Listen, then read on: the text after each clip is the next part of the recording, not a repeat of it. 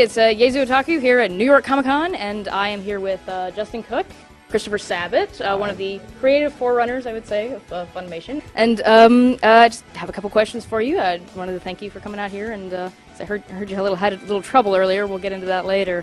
I'd like to ask, obviously a lot of people know Funimation kind of started, I guess, with Dragon Ball Z. Yeah. And I wanted to ask how you came to be involved in that, if it was more of an audition thing for characters, or if you were pulled for directing first, or, you know, how you first got to be so involved in that at Funimation. I got pulled into one of the lower level jobs as an ADR engineer, so my job was to record the actors. So I worked alongside Chris, working on all of Dragon Ball Z, recording all of the actors, and then cleaning up the audio and then sending it off to our mix. I first started because I was going to school and I knew somebody at Funimation who was working for Funimation. There were only like 5 or 6 employees at Funimation at the time, and she said that they were trying out some recording processes to see if they could record Dragon Ball Z here. Now, I didn't know what that meant. I just knew I was auditioning for some Japanese cartoon, and since I was going to school for radio, television, film, it kind of made a lot of sense for me to take her up on that offer. So I went out, auditioned, and I got the role of Yamcha and Igor on this little Dragon Ball movie called Sleeping Princess and Devil's Castle. And about a month or 2 after that, I heard from the producer, Barry Watson. He said, yeah, we're going to be bringing the Dragon Ball series to the United States, and we were going to record it here, so I'd like your help, you know, casting and maybe directing some of that show. So we went through this process of just trying to find people in any way we could. I had to go to Canvas universities with flyers, and we put ads in papers, just trying to find as many people as humanly possible. Because at the start, we weren't necessarily trying to create original voices for Dragon Ball. We were trying to mimic the Canadian voices. It's over 9,000! What, 9,000?! So we were really just trying to find good voice matches for them so it wouldn't be so shocking for the American public. My involvement started really just as a casting person to help find as many people as we could to be on the show. After watching it for quite some time, Chris got me into the booth to audition for a few things here and there, and I think Dende was probably the first. Teenage Dende was one of the first things I got to do.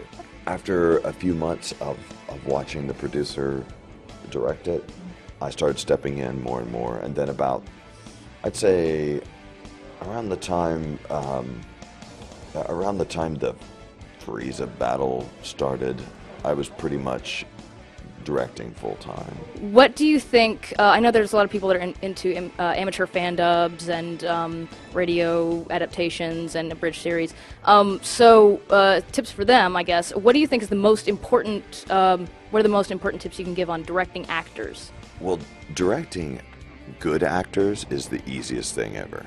Like, directing bad actors is where it gets really tricky, because most of the hardest part of working on a show is the casting, because as long as your casting is set, everything is easy.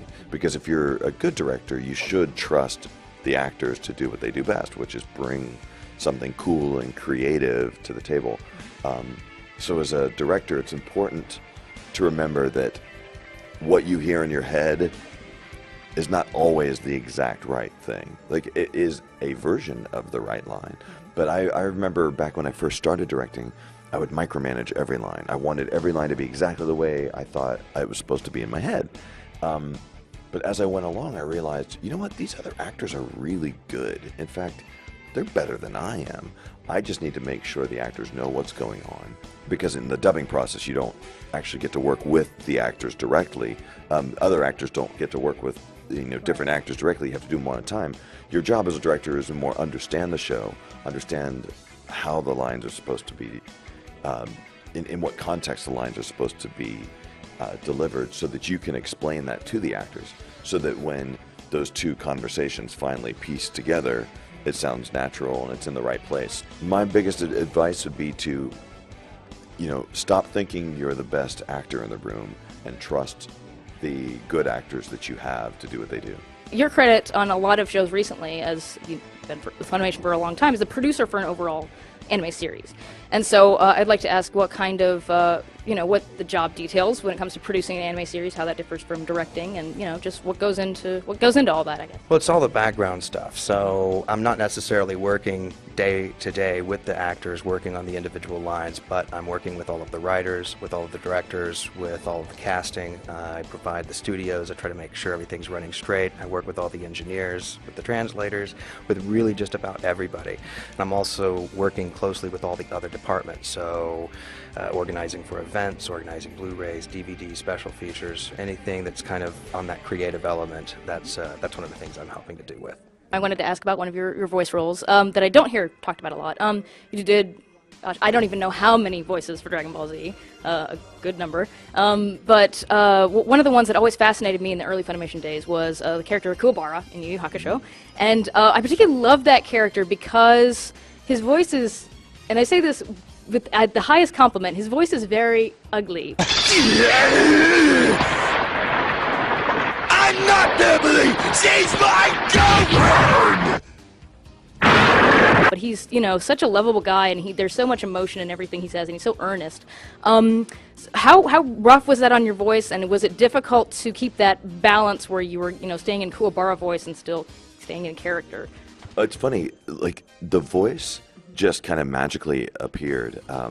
Justin worked really hard casting it, and when we kind of played around with some things, but once the voice was settled, it just made perfect sense, because you look at Kuwabara, and the voice, your description of what his voice was, is kind of description of what he looks like.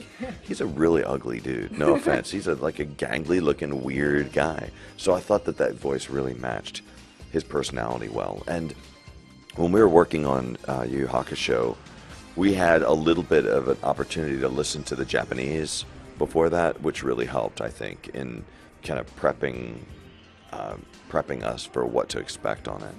So, yeah, he was a really fun role to play. I actually always really liked Kuwabara. Why are you all so interested in him? Listen, don't start thinking he's cool or anything. He's scary and he'll bite off your head. My personal favorite role that you have ever played is Yusuke from Yu Yu Hakusho.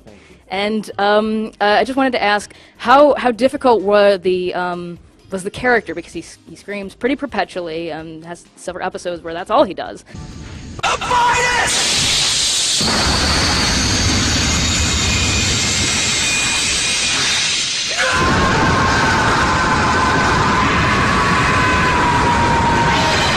And so how draining was that? Was it more of a fun experience, or, just how did you survive playing the character, I suppose, is the question.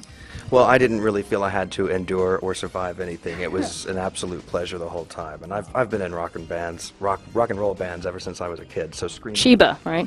Yeah, there you go. So screaming is not anything I'm foreign to. It's no stranger to me. So I can scream all day long and just keep doing it. So that's not a problem at all. And Yusuke is a labor of love. So anytime I'd get into the studio and start working on him, I just loved every single minute, every second of it. It was fantastic. All right, so question on the industry side of Funimation, speaking of dubs.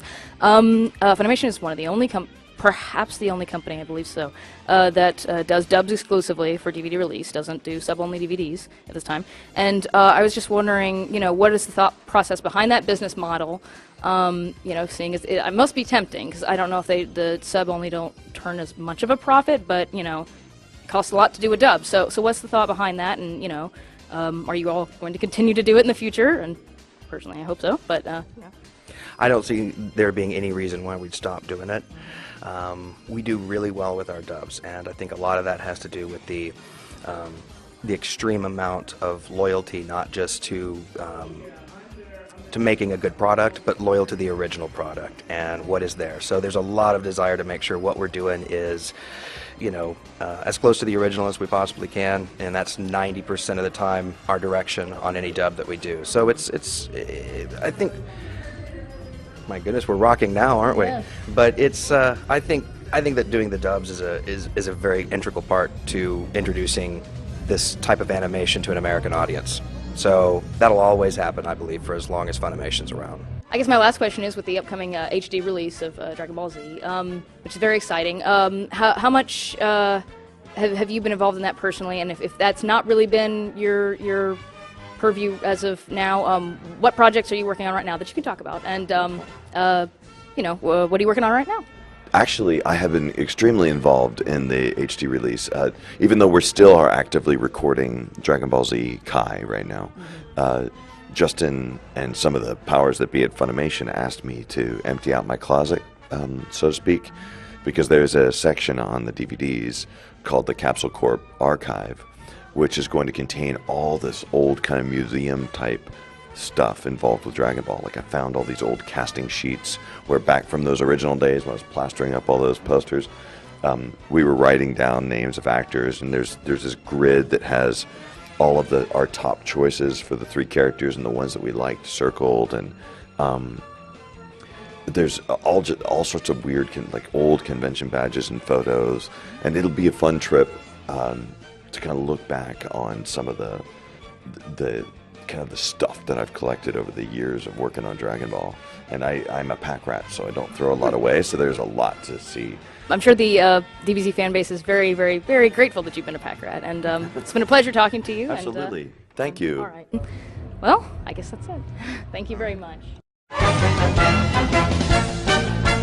Please hold your applause. Hold your applause. I don't know if you can hear that, but like the Avengers panel is going on right behind us. Thing you may have heard of Avengers movie. Yeah. Yeah, they were just, I was just in there a second ago, saw some dude just get pulled out of there because he was recording something on his iPhone. How embarrassing. Last known photo. Mm-hmm. Oh, yeah, no. How weird. Those vagrants, I swear. I hope they took him outside and beat him. Heard you had a little trouble earlier. We'll get into that later. But,